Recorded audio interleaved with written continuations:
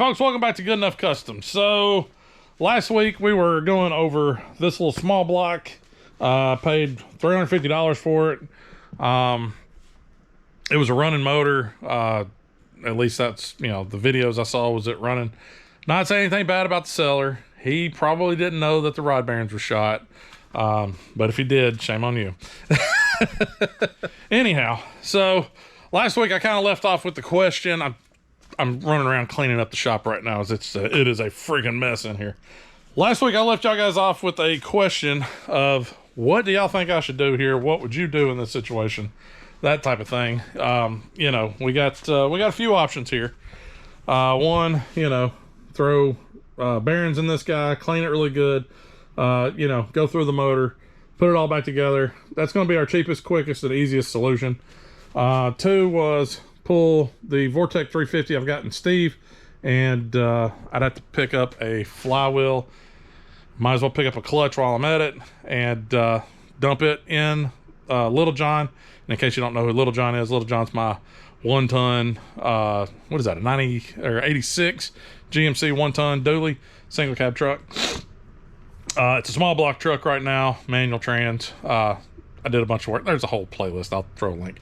So the motor that's in Steve right now is a crate Vortec 350. It was put into and taken out of a 2000 model Chevy 3500 series van, cargo van.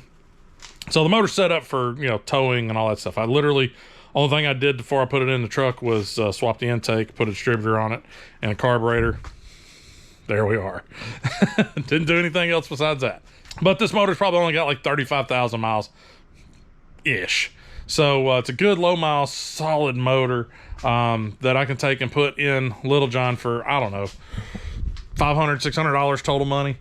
You know, figuring in incidentals and stuff. So $500-600 total money. I can get that swapped in there. And then this motor would end up getting pushed off to the side, and I would end up tearing it down eventually, send it off to the machine shop, and getting them cleaning it up, and then do a stroker kit on it, and make this guy just something a little bit nasty.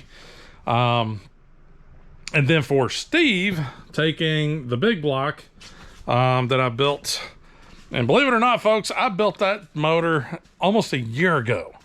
I know, I couldn't believe it. I was like, it's only been a few months. No, it's been damn near a year. It's been a while. So built that motor like a year ago, and originally that motor was going to make its way into the Pontiac. That's in case y'all don't know, the Pontiac, it's a 1970 Pontiac Tempest. It's a T37. A lot of good stuff going on with this car. There wasn't a whole lot of 1970 T37s made. A couple bad things are. It's a 1970 Pontiac T37. There's a lot of one-year only things going on with that car, which really sucks. But it's pretty cool. But yeah, I picked that car up. I don't even know when. It's probably been way too long. But I picked that car up, and it's been sitting there. I bought a bunch of parts for it right off the bat. I've got a bunch of parts sitting in the house ready to go for that car. And originally I was going to put the big block in it and run the big block with 480 in that car, but it's probably going to be next year at best before I even get to that car. And this thing's been sitting for almost a year now, so I'm not going to build a motor and just let it sit for 2 years. So we're going to take that motor, the big block, and we're going to put that with the 480 in Steve, which was ultimately the goal. I ultimately wanted to put the big block in Steve because, hey, who doesn't like a short bed square body with a freaking big block in it, just sitting there hitting a lick and just so that's happening. That's the way we're going. Now, going through y'all's comments and that stuff, I do appreciate all the comments. Trust me, I read them all. I think I responded to all of them. Pardon me, just kind of straightening up a little bit while we're talking here. You know, the comments, they're pretty good. I had quite a few folks saying, dude, needs going Steve, big block in Steve, you know, that type of thing. And yes, I agree with you totally, 100%. And that's exactly what we're doing. But I also had a few of y'all like, just fix the cheap 350, slap it in, it'd be quick and easy, it's no big deal. Yes, I agree with that too. That would totally be no big deal. But What fun is that? So, so here we are. I've got to get this motor off the stand and onto my little roller cart thingy, which means I've got to get my engine hoist out and put together the little cart thingy and find a home for that. And then I gotta get Jackson out here and we're gonna pull the hood and everything off. I gotta get all this stuff cleaned off. We're gonna pull the hood off of Steve, and I'm gonna get Steve up in the air, get everything unhooked underneath. I'm gonna pull the motor and trans out together because that'll just be easier. So we'll get started on all that here in just a little bit. But like I said, I still got a lot of crap to clear up and do. So let me get this shop somewhat organized to where we're ready for that. And I guess maybe I'll join back in with you once I have Steve up in the air.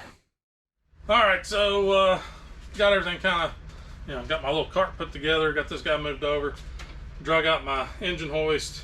On the channel, I know I've said it before and I've showed people this. I try to show this as often as I can because it pains me to watch people get the boom up on their engine hoist. Usually you guys sit there and crank and crank and crank and crank, and it takes forever to get this guy from, the resting position all the way up where you can actually utilize it. Don't do all that nonsense. Pull the boom up. It doesn't take a whole lot of resistance to get it up kind of where you want it. And give your thing about 4 or 5 good pumps.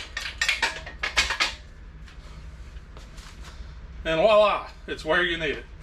I try to tell people that every time I get a chance because I hate to watch people sit there and struggle and pump endlessly on the jack to get these things up where they go, where it's just, lift the boom up, hit the jack pump a few times. That literally took like 5 seconds. So, all right, let me get this thing lifted off the engine stand and we'll put it on my little cart and we'll move on to better things.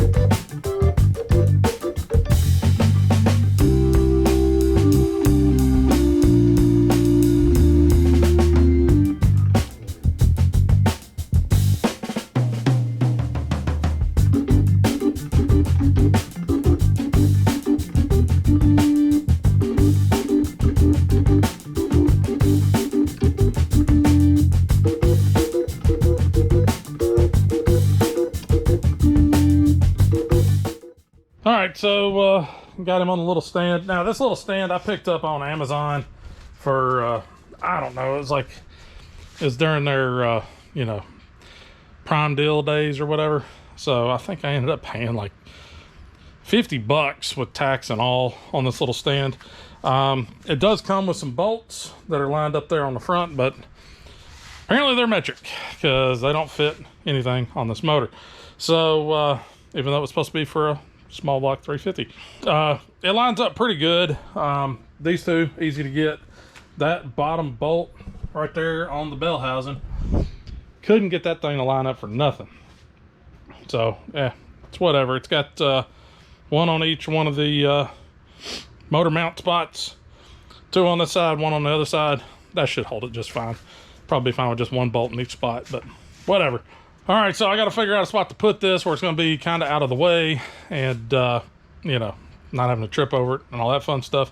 So I'm going to figure that out here in just a minute. Got to collapse this guy back down and get him pushed back so I got plenty of room to work. And this guy can just go off to the corner somewhere and hide out for now until we get the motor pulled out of Little John, because we are going to tear that one down, just see how bad it really is. And who knows, maybe it's a good block as well. And I have 2 good 4-bolt 350 blocks. I don't know anything about that block. It might be a 4, it might be a 2, who knows. So all right, let me move this guy around, figure out where he's going to go, move that guy, do my thing, and still got to pick up all that crap and then actually get started on Steve. Man, I hate tearing out a truck that runs. Oh well.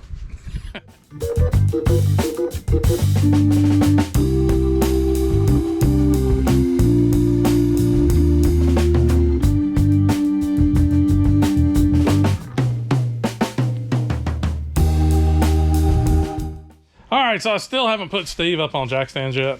I got Jackson out here and we pulled the hood off. So yeah, this little small block, fantastic motor. I really hate taking a perfectly running truck down, but yeah, it's for a good cause. It's for good reasons. Yeah. So yeah, the only things I really did to this motor when I put it in was I changed out the intake, you know, because obviously it had a factory fuel injected intake on it, different distributor because it had the factory distributor module set up on it, and then I changed out the valve covers because, you know, why not? So we got the different valve covers on it. I picked up this this old Cadillac dual snorkel lid a while back. I'll probably keep that with Steve, so that'll probably transfer over to the big block whenever I go to getting that guy set up and done in here. And yeah, it's a good solid motor, and I you know, I really hate to tear down a perfectly running truck, but at the same time, yeah, this motor will do really, really well in Little John.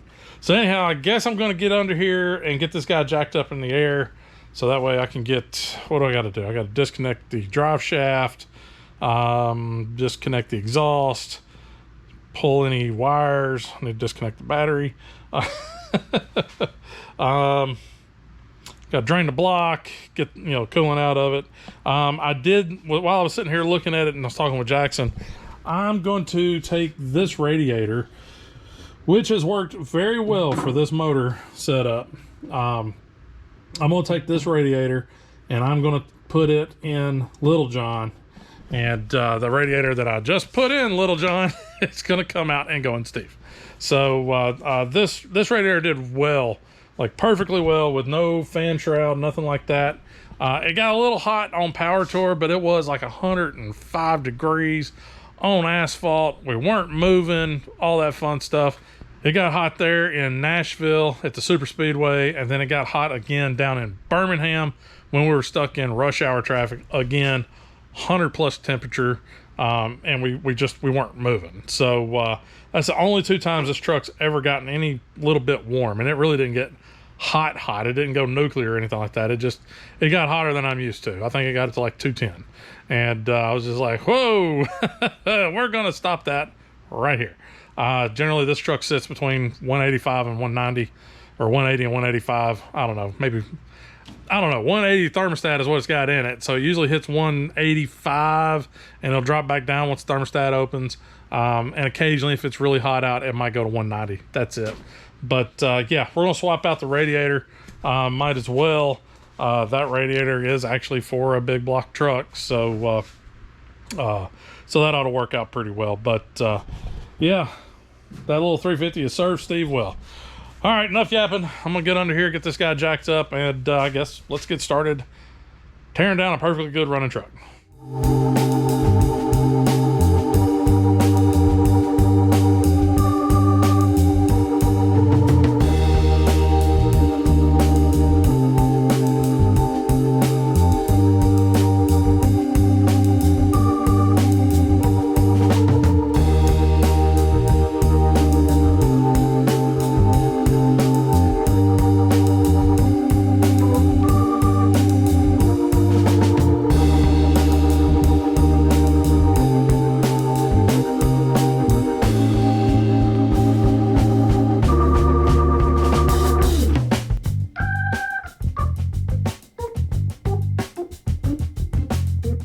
Pretty sure I got all the underside stuff squared up, ready to go. I got a busket down here. Figure gotta drain the block out, gotta drain the radiator. So I got a bucket down here. It's probably gonna make a giant mess, but I think I'm done underneath the truck, so it shouldn't be that big of a deal. But yeah, figure this way we can get everything drained and cleaned out. Get this thing ready. So the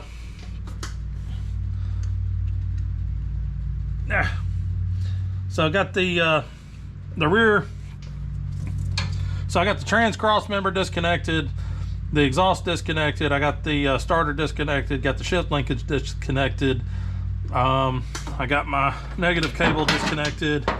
Positive's already been pulled from the battery. All that's left is drain the block of the coolant and the radiator, disconnect my fuel line, disconnect my heater hoses, disconnect my connection to the distributor, the temperature sender, and oil pressure. I think that's it. So, all right, and I'm probably gonna have to go get a pick to get that to open up. Just moving right along. Now if I can actually get on the stinking hose. There we go. Okay. Yeah, this is probably gonna be a giant mess. There we go.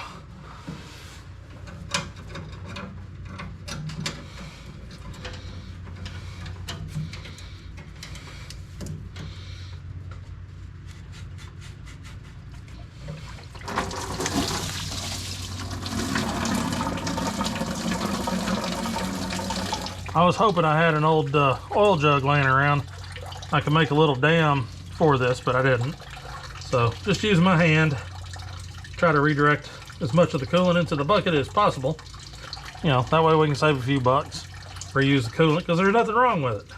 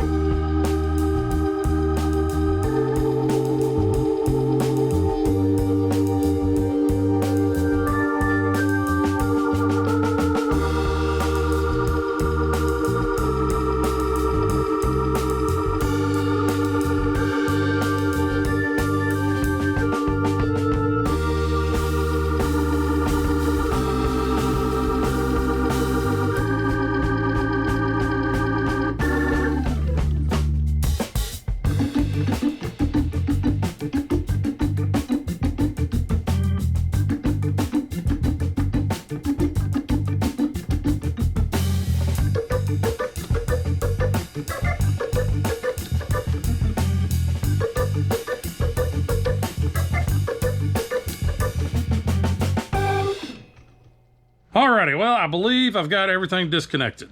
Let's go over it real quick. Y'all guys tell me if I missed something.